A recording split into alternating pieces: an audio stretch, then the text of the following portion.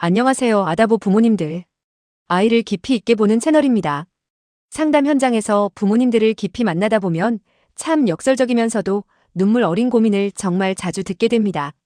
우리 아이는 어릴 때부터 책도 많이 읽고 어른들과 대화도 잘 통할 만큼 참 똑똑해요.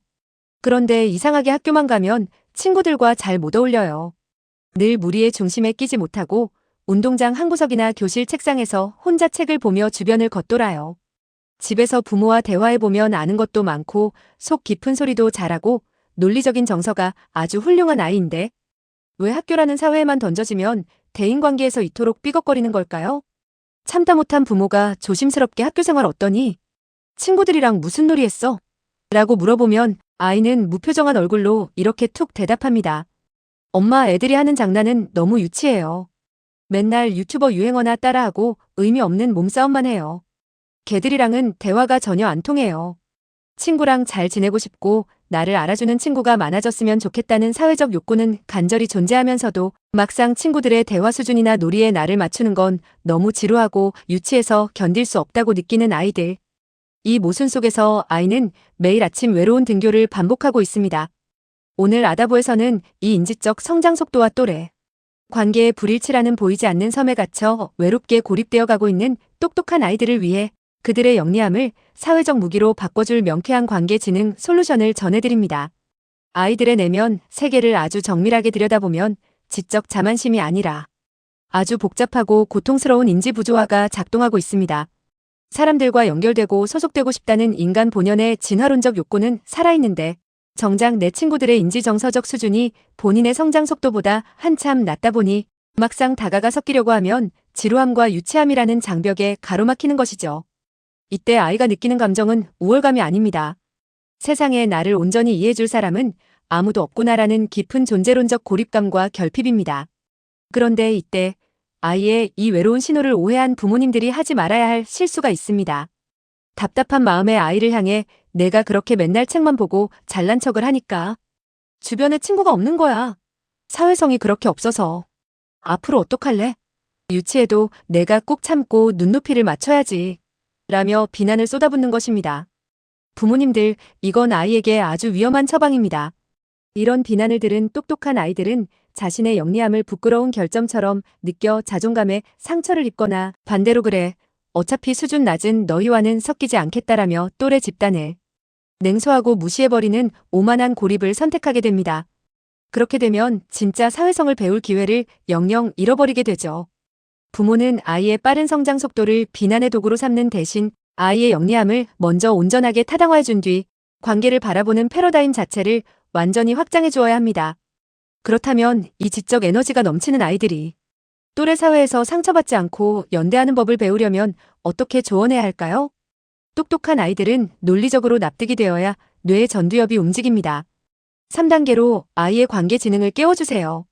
가장 먼저 아이가 가진 지적 지루함이 잘못된 것이 아님을 명확히 짚어주며 마음의 방어벽을 내려놓게 해야 합니다.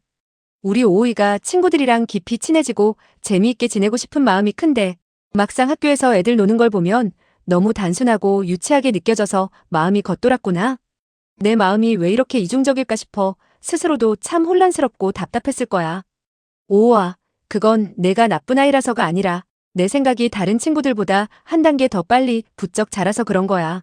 아주 자연스럽고 건강한 성장의 과정이야. 두 번째 대화, 놀이의 1차원적인 재미 공차기, 유행어 쓰기에 집중하면 아이는 놀이에 낄 수 없습니다. 대신 그것을 사람의 마음을 다루는 고차원적 관계 지능으로 다시 정의해주는 것입니다. 오오아, 지적으로 수준 높은 어른들은 내가 좋아하는 놀이만 고집하지 않아. 때로는 상대방이 좋아하는 유치한 놀이를 같이 맞춰주면서 그 사람의 마음을 얻고 나를 좋아하게 만드는 고도의 관계 기술을 쓴단다. 앞으로 친구들이 하는 놀이가 너무 유치하게 느껴진다면 그 놀이 자체를 즐기려고 하기보다는 대신 내가 이 지루한 규칙을 기분 좋게 맞춰줬을 때 친구들이 나를 얼마나 신뢰하고 따르는지 그 마음을 관찰하는 마음 게임을 해보는 건 어떨까?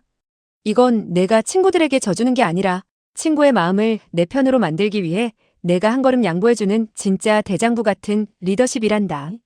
세 번째 대화, 모든 친구에게 나의 지적 수준과 코드의 완벽한 일치를 바라는 비현실적인 기대를 수정해 주어야 아이가 지치지 않습니다.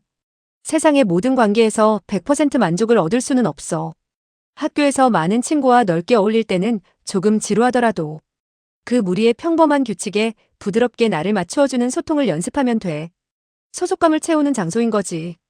대신 너의 깊은 생각이나 진지한 취미, 역사나 과학 같은 깊은 토론은 너랑 코드가 자석처럼 딱 맞는 단 한 명의 소중한 단짝을 찾거나 언제든 대화가 통하는 엄마 아빠와의 시간을 통해 깊게 채워나가면 된단다. 모든 사람에게 내 모든 수준을 다 오픈하고 맞출 필요는 없단다.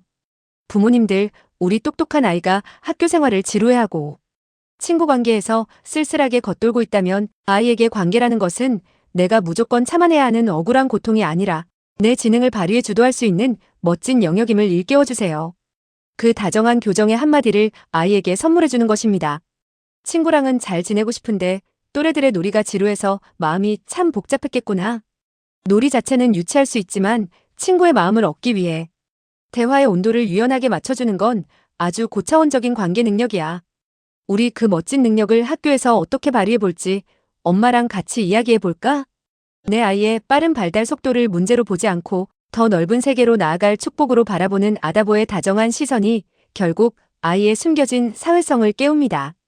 오늘도 그 영리하고 단단한 우주를 품고 계신 모든 부모님들을 응원합니다. 감사합니다.